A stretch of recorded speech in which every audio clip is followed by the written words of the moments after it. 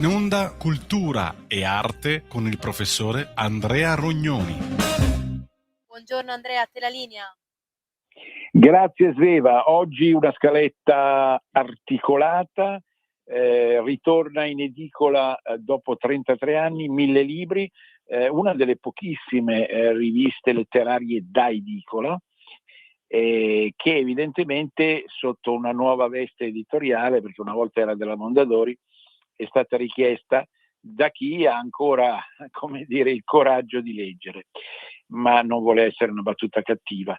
Ci sono poi da valutare la nuova versione delle lettere di Benedetto Croce. Il titolo è Perdersi negli altri, edizioni Adelphi, ed è un libro che sì, questo sì è proprio da comprare, perché Croce, Benedetto Croce è il massimo livello italiano della filosofia. È stato un grandissimo. Non ci sono parole neppure nel commentare qualcosa che dovrebbe apparire banale, tutto sommato, cioè scambiarsi gli auguri o delle riflessioni sulla vita con altri personaggi di livello o persone comuni.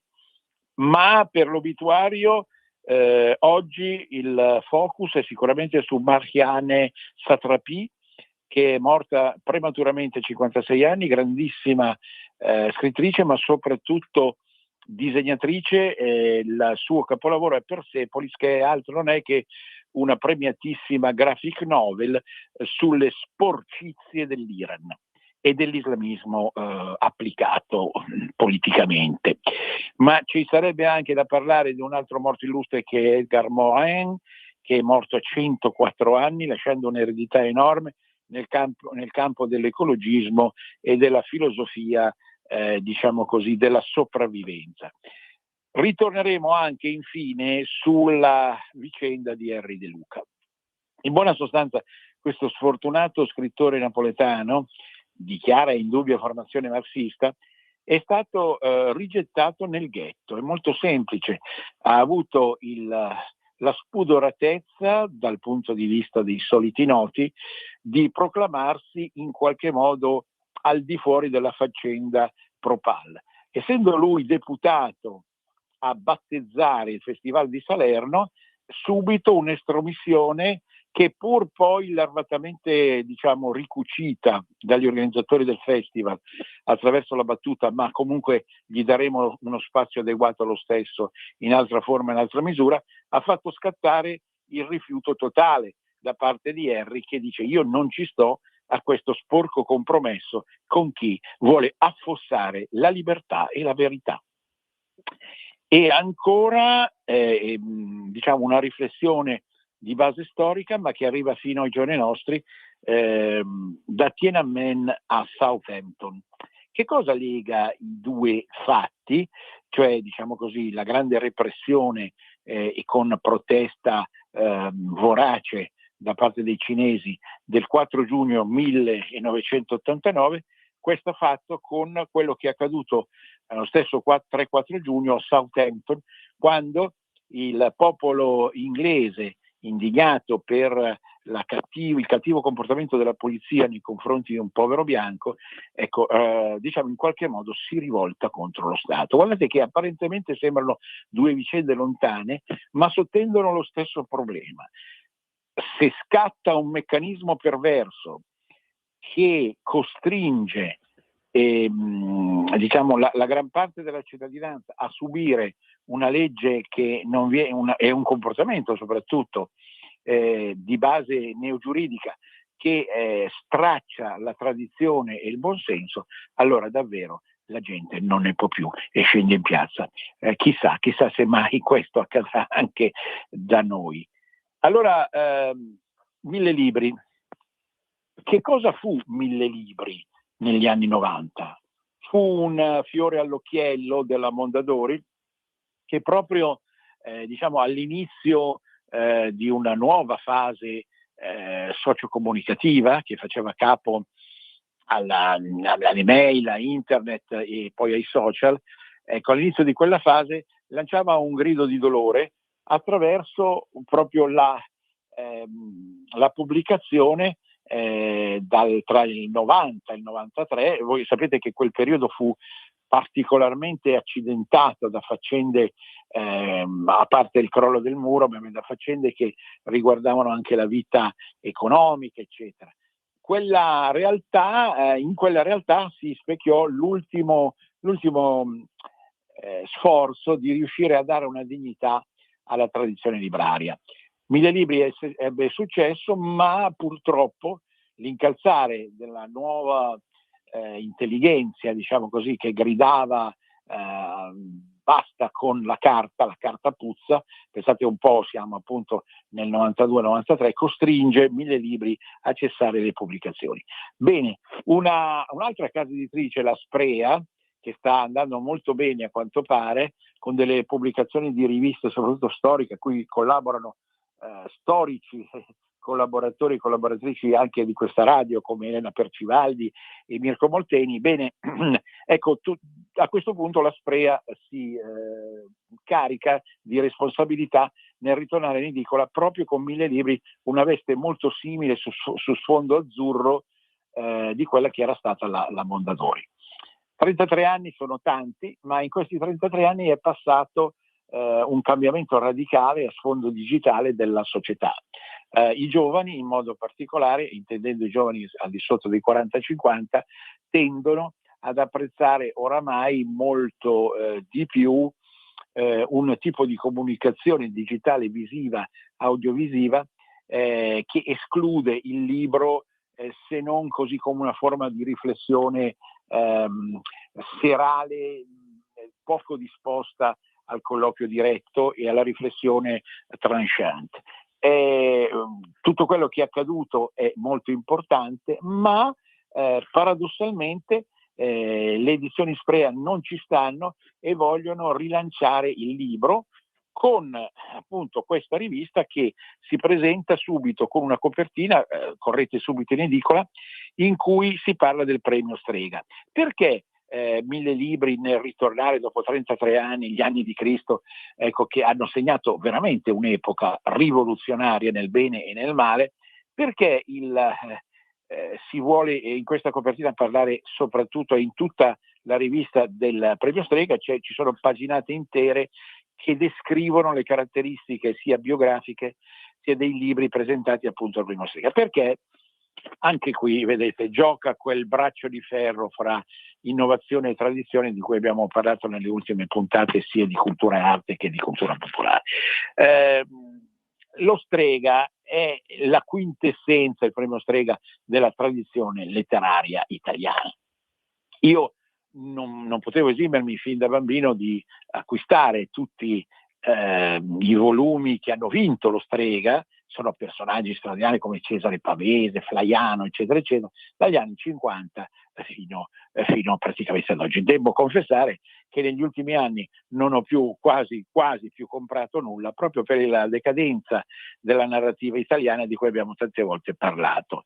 Ma appunto di arroccarsi sullo Strega, il premio Strega, legato anche indirettamente alla famosa bevanda, ma il premio che al Ninfeo di Villa Giulia a Roma a fine giugno ogni anno viene celebrato, è un po', come dire, il cuore più profondo dell'Italia letteraria e culturale. Certo, c'è anche il premio Campiello e come federalista non posso che dire si devono equivalere, ma del resto Strega a fine giugno e Campiello a inizio settembre aprono e chiudono l'estate come un sospiro. E voglio dire, lo Strega è sempre stato un premio che ha tentato di onorare la letteratura, la cultura. A volte hanno vinto nel premio Strega anche dei libri e dei personaggi che non erano dei narratori puri, erano dei saggisti, anche se poi il vero premio della saggistica rimane il Pontremoli, il Bancarella di Pontremoli, no?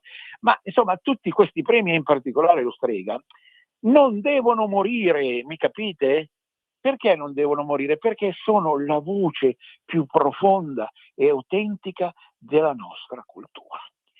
Il legame, la liaison sottile ma invalicabile tra la cultura dotta e la cultura popolare. In genere il romanzo non è sempre e spesso cultura dotta, proprio perché nel romanzo si possono rispecchiare ansie, paure e sentimenti anche della gente, diremo così, comune, in senso lato e senza come creare steccati, in modo tale che appunto se voi leggete ancora oggi Cesare Pavese, adesso può piacere, può non piacere, ma a voi chi ha vinto il premio Strega?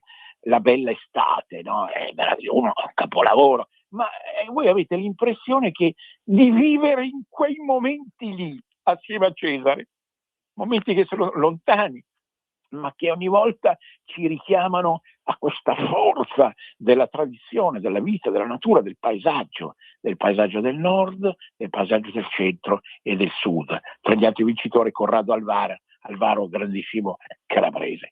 Ebbene, e quindi ecco qui la decisione della rivista proprio di spiegare, non vi faccio liste, è inutile, sarebbe assurdo pensare che qui si possa effettivamente avere del tempo per parlare di tutti i concorrenti passati e presenti del premio. Però l'ho trovata una situazione interessante, tanto più che poi negli altri articoli ci sono interviste a personaggi, ma in una maniera abbastanza sciolta, disinvolta, senza inutili radicalsciccherie che, come sapete, non piacciono più a nessuno. E il sottotitolo non si può leggere tutto, bisogna saper scegliere, ci rimanda al fatto proprio che oramai siamo in una società in cui, imperversando i social e quant'altro, noi dobbiamo selezionare molto, è vero, le nostre letture, non fosse altro anche perché sono aumentati i prezzi dei libri, ma al tempo stesso dei consigli adeguati, quali appunto si propongono i collaboratori della rivista, ci aiutano a raggiungere quel livello di conoscenza e di opzione giusta, perché certamente non possiamo leggere il mondo intero, naturalmente, no? Non possiamo presumere di avere un panorama completo, non fosse altro soltanto sulla letteratura di attualità. E stiamo parlando solo della letteratura italiana, perché poi c'è un bellissimo articolo dedicato a Dumas, Alessandro Dumas, il maestro del resto dell'Ottocento, ma in generale anche soltanto rifacendosi all'italofonia, noi abbiamo a disposizione delle possibilità di piste che riguardano sicuramente i nostri gusti e la nostra scelta, così come in una società adeguata, di ispirazione autenticamente liberale, noi abbiamo la possibilità di percorrere quello che poi il destino e la missione che abbiamo ciascuno nella nostra vita ci induce a percorrere. Quindi mi raccomando, questa è una rivista che non bisogna perdere. Certo, vengono in mente i tempi d'oro della fiera letteraria, l'ho già citata altre volte. Io andavo a scuola, andavo al liceo Manzoni di Milano, e mi fermavo nell'edicola più vicina, c'avete la fiera letteraria, erano gli ultimi numeri, era l'inizio degli anni 70, erano gli ultimi numeri della fiera letteraria. La fiera letteraria è stata un bijou, è qualcosa che permetteva automaticamente di conoscere anche un ragazzo giovanissimo come me quali erano le ultime uscite di una letteratura che ancora aveva in Italia quella dignità di parlare a tutti di cose che avevano un senso e una forma. Poi a uno può piacere il realismo, il surrealismo, può piacere un genere o l'altro, tutto quello che volete, però è la sostanza che conta. E qui con 1000 libri si ritorna un po' allo spirito della fiera letteraria. Lo dico anche se è ovvio, la fiera letteraria aveva un'impostazione di una cultura di centrodestra che adesso qualsiasi rivista non può avere per tantissimi motivi. Però ci sono delle sincere recensioni che non coprono false ideologie o ideologie forzate, e come succede, non faccio nomi, negli inserti di altri quotidiani o di altri giornaloni. Mi sembra di poter dire quindi, per concludere su 1000 libri, che diciamo è tornata la primavera di una letteratura che crede ancora non solo nella carta in sé, ed è già un atto non feticistico ma di autentico rispetto verso la tradizione giusta, ma anche una letteratura che non si ferma all'immagine, non si ferma alla prima impressione rispetto alle cose, ma ci dà proprio la possibilità di seguire ancora quelle piste che riescono a sopravvivere allo sfacelo, ai relitti, alle macerie a cui assistiamo. Sono uscite le lettere inedite di Benedetto Croce. Il titolo è Perdersi negli altri, edizioni Adelphi. Ecco ancora una volta le edizioni Adelphi, davvero delle edizioni che noi non smettiamo mai di ammirare per tantissimi motivi, anche se, devo dire, c'è stato in alcuni periodi una scivolata anche verso il radical chic. Però sicuramente argomenti letterari, filosofici, esoterici sono stati sempre all'ordine del giorno, e anche questa volta la scelta è perfetta, perché nelle lettere di Croce non ritroviamo il vero Croce. Allora, devo ancora, come ho fatto altre volte, come dire, animarmi per descrivere la grandezza di Benedetto Croce. Quest'uomo nato a Pescasseroli, che è un lembo isolato in qualche modo di impianto alpino e non appenninico all'interno degli Abruzzi, diciamo ebbe la possibilità, per tutta una serie di fattori, a volte anche fortunati, ma sicuramente legati al suo enorme talento, di diventare professore a Napoli. Tra l'altro, in una di queste lettere, lui si addolora, siamo nel 42, in piena guerra mondiale, si addolora del fatto che purtroppo non gli sarà più concesso di avere in gestione la biblioteca napoletana, che era ricca di tantissimi volumi. Ma nelle lettere c'è qualcosa di più. Sono lettere anche a filosofi stranieri, sono lettere a personaggi italiani, sono lettere a persone care, dove Benedetto in qualche modo scopre la sua vera anima. Non era solo un grandissimo liberale, è stato il più grande liberale della storia italiana, Benedetto Croce. Certo, come succede agli intellettuali, nel suo piccolo anche quel povero Barlucco di Andrea Rognoni, non hanno la capacità politica, non hanno delle doti politiche, però vogliono pensare dalla mattina a sera, di notte quando si alzano a fare la pipì si mettono a pensare. È un difetto? Non lo so, può darsi. In ogni caso il Croce è liberale nell'animo, che è la cosa più importante, per il modo con cui egli si pone rispetto agli altri. Egli non creava questioni di aristocrazia come i Soloni della sinistra di oggi fanno. Scusa, ma tu sei un fascista ignorante e io so tutto e mi permetto di dire la cosa giusta, vera e definitiva. No, Croce era umile coi grandi ed era umile con gli umili. Benedetto Croce insegnava a tutti qualcosa senza saccenza, senza dimostrare per forza agli altri che sapesse più, quando invece era l'uomo più colto d'Italia. Benedetto Croce è stato qualcuno che con una pazienza infinita ha ripreso le basi dell'idealismo tedesco, grandissima tradizione filosofica, ecco, da Hegel in poi, e le ha riversate come in una forma di cultura popolare. Quindi era un liberale, ma non era il suo modo di pensare, lo vedrete in queste lettere, Perdersi negli altri, edizione Adelphi, non era elitario, capite? Perché quando uno sente la parola liberale, questi sono i ricchi che vogliono distinguersi dai poveri, non c'entra niente. Liberale è quello che capisce, perché guarda, ecco, perdersi negli altri, si perde negli altri, ecco il titolo della nostra scelta di oggi. Quindi riprende l'attenzione idealistica, no? E ci fa capire quelle che sono le basi della sua filosofia anche attraverso le lettere. Ci dice che la storia è fondamentale perché ogni epoca è caratterizzata da un certo linguaggio, un certo modo di dire. Non possiamo ritornare nell'epoca precedente, non possiamo andare ancora in quella successiva, Dobbiamo sì rispettare la tradizione, perché la tradizione non muore, ma dobbiamo anche capire che la tradizione ogni volta si veste in maniera diversa. Ma questo certo non può giustificare, anche leggendo queste lettere, la cultura woke.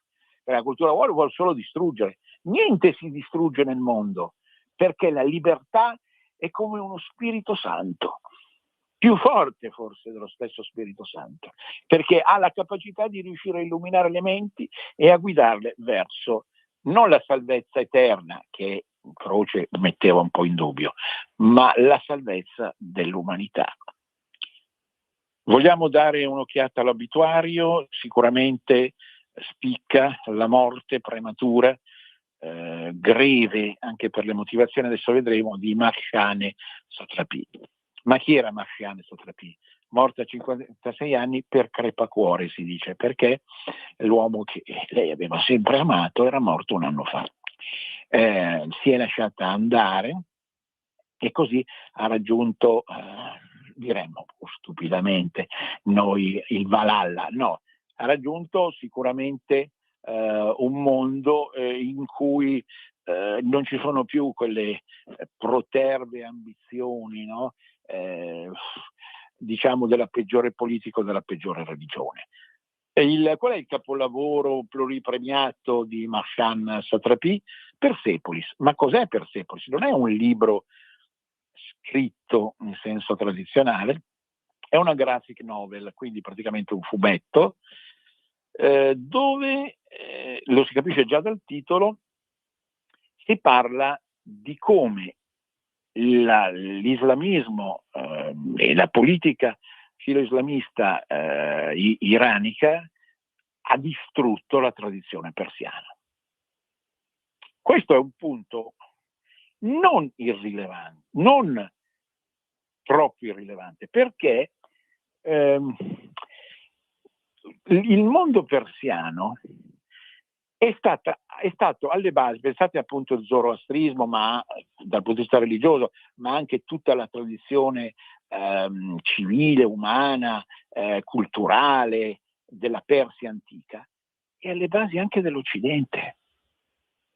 E si è voluto, ha fatto capire Marjane nei suoi libri, ma in modo particolare in Persepolis, si è voluto tradire tutta quella roba lì. E Persepolis, cioè la città della Persia, è stata moralmente distrutta. Distrutta da che cosa?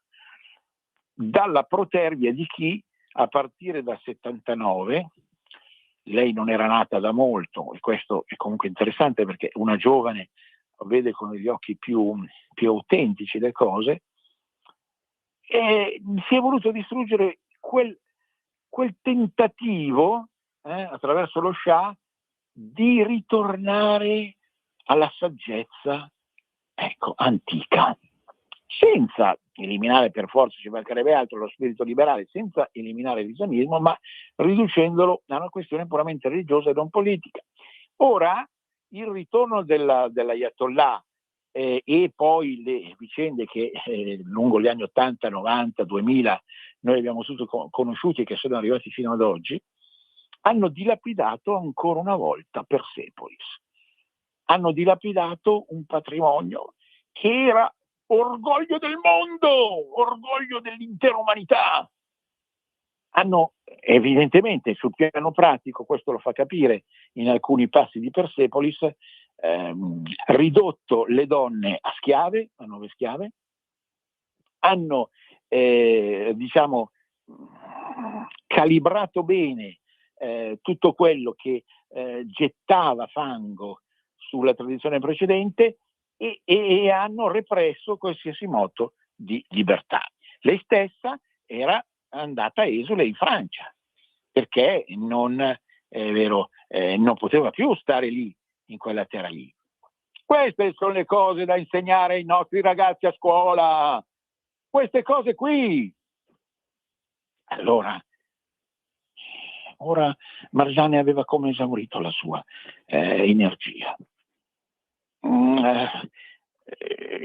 Forse l'ultima guerra, oltre alla conseguenza naturalmente della morte dell'amato, l'ultima guerra l'aveva ridotta in una situazione larvale, in cui appunto si rendeva conto che appunto né da una parte né dall'altra si poteva arrivare a una soluzione di un conflitto, se non ragionando bene proprio sulle radici reali di tutta questa benedetta o maledetta storia. Però le ultime notizie che arrivavano anche dall'Iran con ulteriori uccisioni e emarginazioni di donne soprattutto le hanno distrutto l'anima. Che la terra ti sia lieve, Marciale. Sarai la nostra eroina per sempre. Ma inframmentiamo, per non drammatizzare troppo, con un compleanno. Ieri ha compiuto 80 anni Stefania Sandrelli. 80 anni come la Repubblica, è nata praticamente qualche giorno dopo, è nata il 5 giugno del 46, quindi figlia proprio della votazione che ha sancito la fine della monarchia. È nata a Viareggio.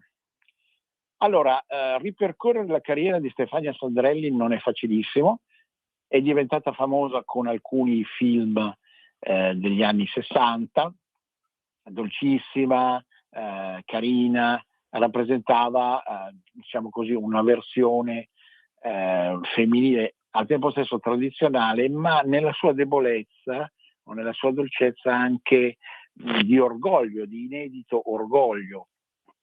E ci sono tanti film con Mastroianni, film con altri personaggi importanti della cinematografia italiana, e a un certo punto la Sandrelli incontra Gino Paoli fra i suoi amori. Gino Paoli è il seduttore per eccellenza, l'uomo con la pallottola nel cuore, ci ha lasciato qualche mese fa. Il prodotto genetico è appunto la figlia, che è diventata anche essa attrice. Ma c'è una svolta nella vita di Stefania ed è La Chiave, il film La Chiave, laddove evidentemente, certamente, ne riprendiamo dopo. A dopo. Porta con te ovunque Radio Libertà. Scarica la app per smartphone o tablet dal tuo store o dal sito radiolibertà.net. Cosa aspetti? Un nuovo modo per sostenere la tua radio. Visita radiolibertà.net. Ti basta un click e potrai versare il tuo contributo volontario direttamente online. Potrai donare con ogni tipo di carta di credito, anche prepagata. Ti aspettiamo online su radiolibertà.net. Sostieni la tua radio con il tuo contributo volontario. Radio Libertà. La tua radio. Diamo voce alla nostra gente.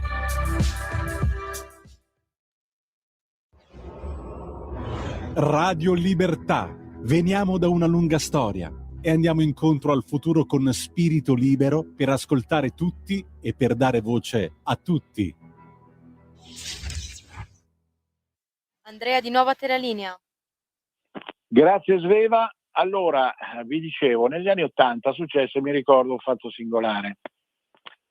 Per la prima volta il mondo attoriale femminile cominciò a rendersi conto che i 40 anni, tenete conto che abbiamo detto che la Stefania Sandrelli, stiamo facendo un esempio, è nata nel 46, quindi l'avvicinamento ai 40 anni non costituiva più una sorta di condanna, perché era finita l'immagine della donna che doveva essere per forza giovane, fresca, fra virgolette, non è una mia battuta, ma la riferisco, e quindi anche l'attrice stessa, prima di quelle, cioè ancora negli anni 70, quando si avvicinava ai 40, purtroppo veniva messa un po' da parte. Molto triste, no? Come faccenda. No, anzi, al contrario, si scopriva allora, ripeto, siamo negli anni 80, si scopriva che il meglio poteva ancora essere vissuto attraverso una lieve abbondanza delle carni che permetteva, con un'esposizione visiva maggiore, di valorizzare cose che non erano state valorizzate. È il caso proprio del film tanto discusso La chiave di Stefania Sandrelli. Vi risparmio ovviamente il peso che ha avuto il doppio senso della parola, però certamente era un film a sfondo erotico, laddove la Stefania Sandrelli tradisce quelle che sono le scene più caste, relativamente più caste della gioventù, con alcuni elargizioni epidermiche. Fu un film decisamente molto discusso, che appunto ci rese l'immagine di una donna apparentemente diversa che però reclamava, come succedeva anche per altre attrici, la volontà di riuscire a raggiungere da parte del genere femminile una nuova immagine. Poi quel tipo di femminismo lì è stato anche molto criticato, perché chiaramente rischia di far scivolare la donna nella donna oggetto ancora di più di prima. Però in realtà all'interno della storia della cultura, della letteratura, dell'arte e del cinema ha avuto sicuramente il suo peso. Dopodiché Stefania Sandrelli non è riuscita più a ritrovare forse la felicità di quei tempi, è andata avanti con delle prove sicuramente molto interessanti, soprattutto televisive, mi viene in mente il Maresciallo Rocca, ma in generale non ha più raggiunto quel successo che comunque le compete per devozione popolare. Prima per l'obituario avevo citato anche Edgar Morin. Morin è stato un grande filosofo, è morto a 104 anni, sicuramente ha detto e scritto delle cose importanti, però dobbiamo sempre capire quanto nella sua opera abbia giocato una serie di scelte. Io l'ho citato anche nel mio libro, ma è una serie di scelte che appartenevano comunque più alla tradizione di sinistra che di destra, un certo tipo di ecologismo, un certo tipo di visione da sopravvivenza, ecco, che sicuramente la sopravvivenza, diciamo un po' fine a se stessa, che non appartiene alla cultura più tradizionale. Ciò non di meno, in alcune pagine, soprattutto nell'analisi sociologica, perché lui era un sociologo di base più che filosofo, ma poi divenne filosofo, nell'analisi sociologica cercano di essere dimostrate attorno al rapporto complicatissimo fra ambiente e società. E spesso e volentieri è successo anche per Croce in altra maniera, ma quando il mondo giornalistico cerca di divulgare le opere di un filosofo, si finisce sempre per banalizzarle, semplificarle, ridurle. E invece anche qui andrebbe un po' riletto Morin in maniera tale da capire che qualcosa di giusto aveva anche detto. Ma ritorniamo alla bagarre culturale di attualità. Henri De Luca, il noto scrittore napoletano, è stato in pratica estromesso dal Festival di Salerno. Che cosa è successo in pratica? A un certo punto lui doveva, diciamo, introdurre con una lectio magistralis, si diceva una volta, il festival stesso. L'argomento doveva essere proprio quello della cultura negli anni 2000 in relazione alla situazione conflittuale del mondo. Ha fatto capire Henri De Luca, un uomo che ha scritto libri gustosi e interessanti, ma chiaramente impostati secondo una logica e una finalità di impianto social marxista, di sfondo, anche se poi gli argomenti a volte sono anche sentimentali. Ha fatto capire che non avrebbe accettato nessun consiglio, nessun consigliore rispetto a quello che doveva dire, e ha fatto capire che avrebbe parlato in maniera diciamo inter pares fra Israele e Palestina in relazione alle note vicende e alle rispettive culture. Noi non possiamo mai ridurre la versione di un intellettuale a quella di un politico, scusate, con tutto il rispetto. Però cioè, a questo punto, facendo intendere che avrebbe preferito in qualche modo difendere anche la tradizione ebraica, perché comunque lo Stato ebraico ha da essere, in virtù di una serie di fattori e di situazioni che voi conoscete meglio di me, automaticamente è passato per Antipal. A questo punto gli organizzatori del Festival di Salerno hanno proclamato: questa robaccia non sa da fare. Henry De Luca non merita di introdurre il Festival di Salerno, perché non ha capito che oggi come oggi bisogna stare dalla parte della Palestina. Avete capito, no? Cioè, con la nota versatilità liberale e democratica che in Italia l'intelligenza di sinistra rappresenta, ma bisogna assolutamente stare dalla parte dei pro-Pal. E quindi nel momento stesso in cui il summit sovietico del festival ha fatto capire a Henry che comunque, anche se non battezzava lui e non si sa bene chi al suo posto già si pensava di proporre, ma c'era comunque la possibilità di deragliarlo su un'altra sezione comunque importante, lui si è tirato indietro e ha fatto benissimo. Ha fatto benissimo perché ha capito che la vera cultura non accetta compromessi, la vera cultura. E quindi se lui intende il fatto che un certo tipo di impostazione finisce per favorire l'antisemitismo, è inutile coprirci gli occhi con la benda. Dunque finisce per impostare dalla sinistra quell'antisemitismo che doveva essere una volta il massimo della vergogna. Quindi non si può giocare così sporco contro un popolo che ha subito il peggiore genocidio della storia umana. Di conseguenza lui appunto ha detto implicitamente: preferisco rimanere filosemita e non antisemita. E così si è escluso definitivamente. Anzi, la famosa battuta oramai di Henry è: non sono io che ho escluso il sesso, ma loro che hanno escluso me. E io comunque a questo punto non voglio partecipare a una simile braveria, un linguaggio manzoniano per intenderci.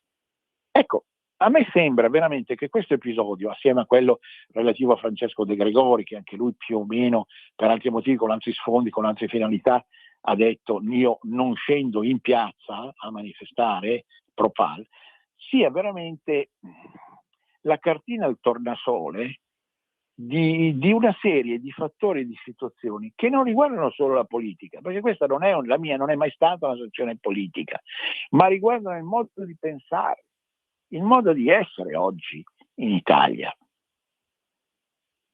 sia al nord che al sud, cioè un modo di schierarsi con astio, prevenzione nei confronti di chi si vuole distruggere.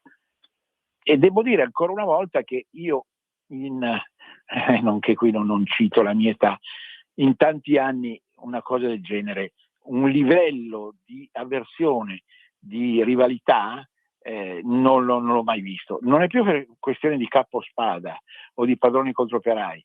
Almeno una volta in qualche modo c'era un discorso frontale, circostanziato e motivato, che però permetteva lo stesso una forma di dialogo. Adesso non più. E a proposito di storia, più in generale, mi avvio all'ultima parte della trasmissione. Appunto, di cosa dicevamo prima con Benedetto Croce, la storia è fatta non di compartimenti stagni, ma di epoche che si succedono in forma autonoma. Del resto, dicevamo appunto, per 1000 libri, la mancanza della rivista in edicola ha coperto paradossalmente proprio gli anni che vanno tra il 93 e il 2026, cioè gli anni che sono stati caratterizzati dalla rivoluzione digitale. Ma la storia è qualcosa di più. L'aveva capito anche Benedetto Croce attraverso il famoso, che vi ricordo sempre, manifesto antifascista. Cioè, non c'è bisogno di schierarsi con i Propal o di chiamare gli altri fascisti quando si ha a disposizione un tesoro come il manifesto antifascista di Benedetto Croce. Ma appunto la storia va oltre, abbiamo detto. 3-4 giugno 89, 3-4 giugno 26. Che cosa lega queste due date simili, molto simili? Nell'89 si era appunto alla fine della guerra fredda, o all'apparente fine della guerra fredda, ma comunque nell'89 succede un fattaccio. Nella piazza Tiananmen, siamo a Pechino, la capitale della Cina, c'è aria di rivolta, perché evidentemente il popolo cinese non sopporta più certi comportamenti dittatoriali di marca chiaramente comunista. Questa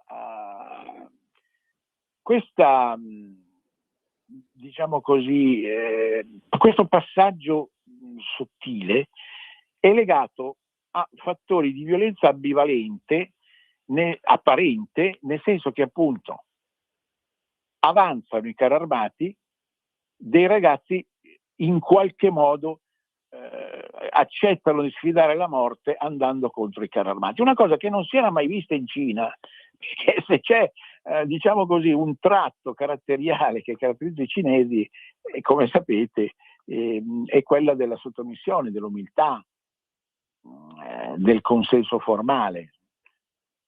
Ma si disse allora: questa è la storia.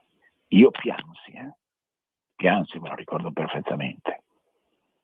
Piansi quella notte fra il 3 e il 4 giugno, perché capii allora che le utopie non possono resistere, che il marciume levato da fascismo e comunismo nella stessa maniera, nella stessa misura, solo questa radio ha il coraggio di dirlo, nella stessa maniera, nella stessa misura, non regge alle leggi della libertà, che è la forma più alta.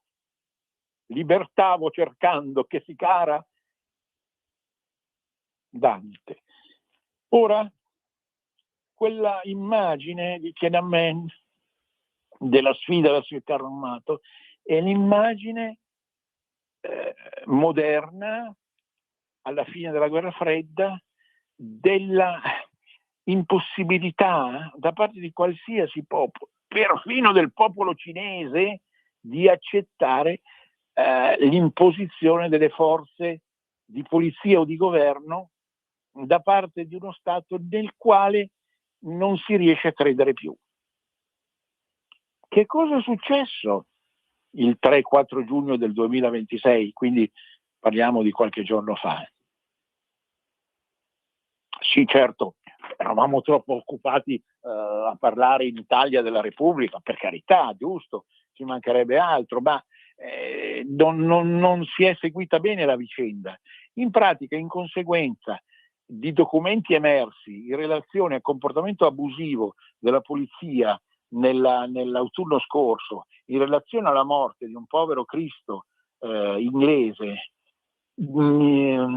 ucciso da un immigrato orientale, e con l'aggravio pesantissimo di non aver capito che la colpa non era dell'inglese ma dell'orientale, e lasciando quindi morire il povero il povero ragazzo, va bene, ecco, tutto questo ha fatto scatenare a Southampton, che è una città, uno dice, ma dove sta Southampton? Cerchiamolo nella carta, non è Londra, non è Birmingham, non è Liverpool, eppure Southampton è la nuova Tiananmen. Perché? Perché lì il popolo ha capito che non può accettare delle leggi ingiuste, arbitrarie, sovversive, eversive da parte dello Stato e della polizia, perché il problema maggiore, ancora una volta, è culturale,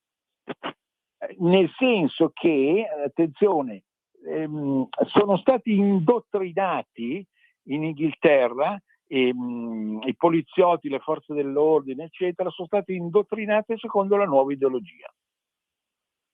Che cosa dice la nuova ideologia? Tu prima di incolpare un bianco, colpa prima il non bianco e poi vedremo, che non si sa mai, cioè detto molto alla buona naturalmente, ma in termini più complessi e articolati, insomma, chi è il più debole? Il debole è chi arriva e sicuramente avrà sofferto così tanto da poter giustificare un certo tipo di comportamento. Signore Dio santo, ma ecco, vedete bene quanto tutto questo abbia esacerbato gli animi inglesi. Io devo dire, nel bel viaggio che facemmo con Arte Nord nel 2011, sono rimasto entusiasta dell'Inghilterra, non l'avevo ancora vista bene, certamente Londra è la città più bella del mondo, ma non è quello il punto, è che comunque ho capito che nella sua originalità, nella sua pazzia, la guida a sinistra, la regina, tutto quello che anch'io, a me non piace quel mondo regnicolo, l'Andrea che fa il puttaniere, ma c'è una cosa che, eppure, come spesso succede nella vita, i matti, lo diceva Luigi Pirandello, i matti hanno ragione e i sani hanno torto. Nella loro follia gli inglesi sono più avanti degli altri, di tutti. Hanno capito di trovarsi di fronte a una nuova Tiananmen, appunto di marca islamo-gauchista, che imbriglia le autentiche forze della civiltà inglese, imbriglia quella croce di San Giorgio che deriva dalla nostra Genova, che ci unisce in un cordone ombelicale con Londra. E quindi, attenzione, in quel momento scatta, lì non c'è altro che da andare sui social, ci sono migliaia di interviste a uomini attempati, anzianotti, con le bocche cadenti, ma che parlano il linguaggio della verità. Non ne possiamo più.